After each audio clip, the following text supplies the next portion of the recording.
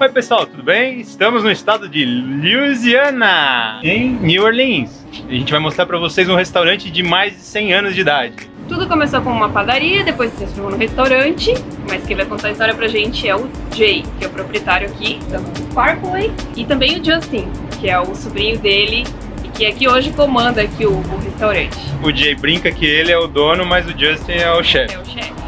Então é the owner and the boss.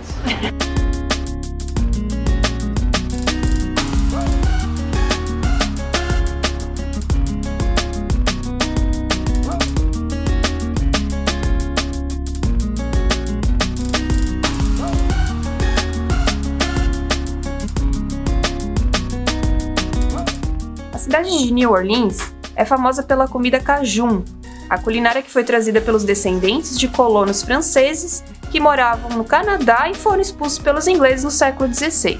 Uma das heranças gastronômicas que os franceses deixaram em New Orleans está a baguete francesa, o pãozinho que é conhecido pela forma alongada e a casquinha crocante. E foi com a baguete francesa que surgiu o sanduíche mais famoso de New Orleans, conhecido como Poor Boy, que em português seria mais ou menos como o sanduíche do pobre garoto. Hoje o Parkway é um dos restaurantes mais famosos de New Orleans que vendem várias versões do Poor Boy. O Poor Boy de camarão empanado foi o pedido feito por Barack Obama quando ele esteve em New Orleans, depois que passou o furacão Katrina lá em 2005. Mas essa história quem vai contar em detalhes pra gente é o Jay, o proprietário do Parkway. My name is Jay Nix. I'm the owner of Parkway Bakery Tavern in Mid-City, New Orleans. And I guess I'll take you to the beginning. And the beginning is I moved into this neighborhood. Actually, I moved right next door in a two-story building that I bought from the man that I was working for. And I did a major renovation and made a beautiful home. And I really wasn't aware of what was going on this corner. I realized that there was some sort of business. The business went up for sale, and I was concerned about what might replace it, like an all-night liquor store or something undesirable. And I had just spent a lot of money fixing up a home right next door. So basically, I bought the property to protect my investment, my home. And after 10 years of just sitting on it, paying the note, the public kept saying, "You've got Parkway Bakery. When are you going to open it?" Remember, it was open since 1911. I had no intentions of going into the sandwich business. I had no intentions of opening it. I always turned it into a tool shed for my business. So after years and years and years, 10 years as a matter of fact, I finally got enough time and guts and money. I didn't mention knowledge. I didn't have any knowledge. I ate in plenty restaurants and I drank in plenty bars, so I figured I could run a restaurant bar. Wrong. We got open, and one of the things that happened was because I had not been in the restaurant business, I didn't have any knowledge, but I didn't have any bad habits that I carried from other restaurants. All I had was my basic business principles. When you make the money, you have to manage it. You got to have the customer has to like and trust you, and you have to have a good product, plenty of it at a reasonable price. Just the basics, which really would apply to a shoe store or a grocery store or a restaurant or a CPA firm. Just those basic principles. So that got me open. But I did need to know the tricks of the trade, the good ones, not the bad ones. One example was, I figured, you have the squirt bottles for ketchup and the squirt bottles for mustard. Well, I figured a quick way to put mayonnaise on the sandwich was a squirt bottle. But we go through large quantities of mayo every day. So we would have like 20 quart squeeze bottles of mayo. We'd have to refrigerate them. Then we'd use them all up. We'd have to take the screw top off, and you ever try and clean mayo out of a plastic bottle, it's a mess. Then you'd have to refill them, refrigerate them, and get them back. But that was my brainstorm. I thought that was the way to do it. Then we had a guy who used to cut grass, and he wanted a job. I said, well, can you make sandwiches? He says, well, I don't know. I'm not sure I can make sandwiches. Do you make sandwiches at home? Well, yeah. Oh, well, you can make sandwiches. Come on. So he said, you see all these squeeze bottles? Why don't you just do an insert with a spatula?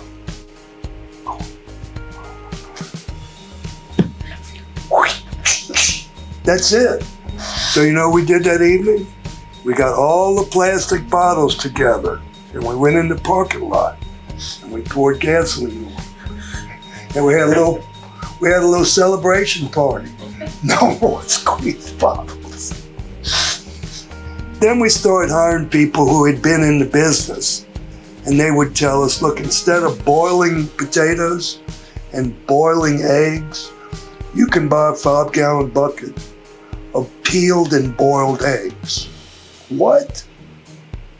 You can buy a 5-gallon bucket of peeled and partially boiled potatoes. Give me more, okay? So we're up and running, everybody's happy. Hurricane Katrina. 18 months after I opened. But because I didn't know the restaurant business, when I initially opened, I had bought the wrong equipment and I'd put it in the wrong place. So we're like running like a chicken with a head cut off, trying to make sandwiches, bumping into each other. And it wasn't long before the storm came, and I didn't lease everything, I bought everything. I said if I had my way, I'd throw all this stuff on the street and I'd buy it all new. Get the right equipment, put it in the right place. Well, guess what happened? It all went in the dump. And of course, because I had borrowed $500,000, I had plenty of insurance. So I got to take my insurance money. With the wisdom I had from 18 months of doing things right and wrong, I got a second chance to start over again in business. Who gets that? Nobody. So all that stuff that I had wrong, I bought all the perfect equipment, I put it perfectly in place, and now we're shooting poor boys out like machine gun bullets. And it's like an artistic dance in there. And it's like a Russian dance, but we're all talking French. But it all works.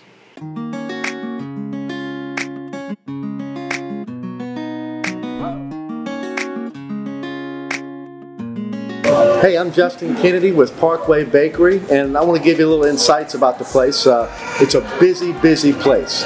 But when you walk in, before you even take the first bite of the sandwich, you're just immersed into the place itself. This place has over 100 years of culture, 100 years of people coming through here, enjoying our sandwich with their families and friends. And the Po' Boy, it's an amazing thing. We go through 1,000 people a day. 8 to 80 crippled to crazy. There'll be rich people, there'll be poor people, there'll be all different ethnicities. It's like a melting pot. This sandwich brings people together.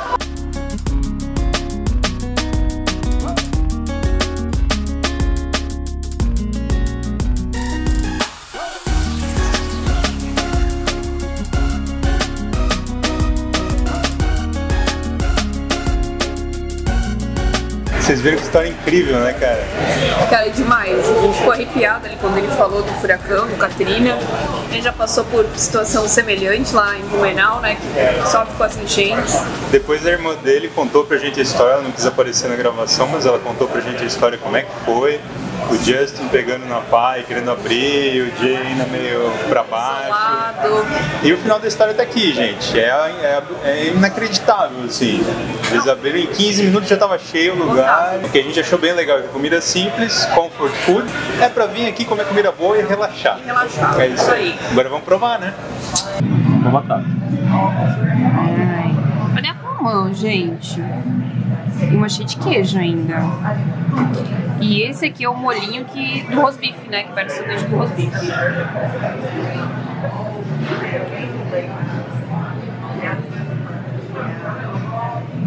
Gente, não precisa dizer nada, né? Batata frita com molho de rosbife. Perfeito. Eu achei muito legal, 24 horas assando os bifes. Olha só, aqui tem uma carninha, ó. Quem quer pegar assim, aí tem o queijinho derretido, ó.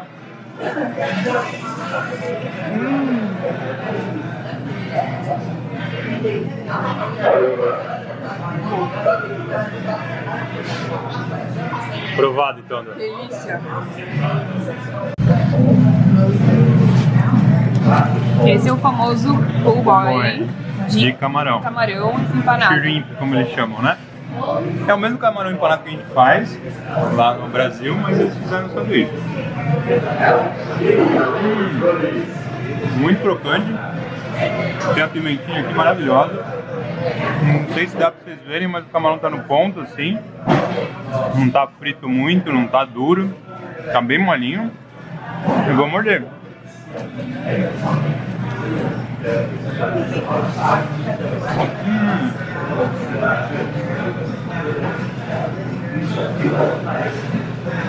É muito fresco. Tem um temperinho muito bom aqui. E alface, o tomate, o picles, a maionese. Esse camarão que não tá muito cozido. Ele é um sanduíche fresco. Meu, perfeito. Muito bom. Nunca pensei em fazer um sanduíche de camarão. Pelo menos o dedo aqui.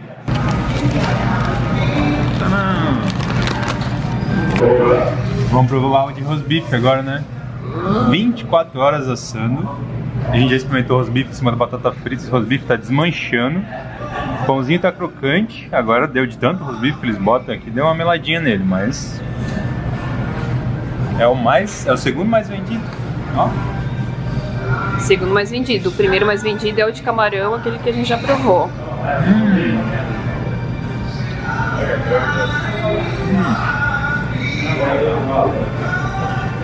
Eles pegam esse fundo de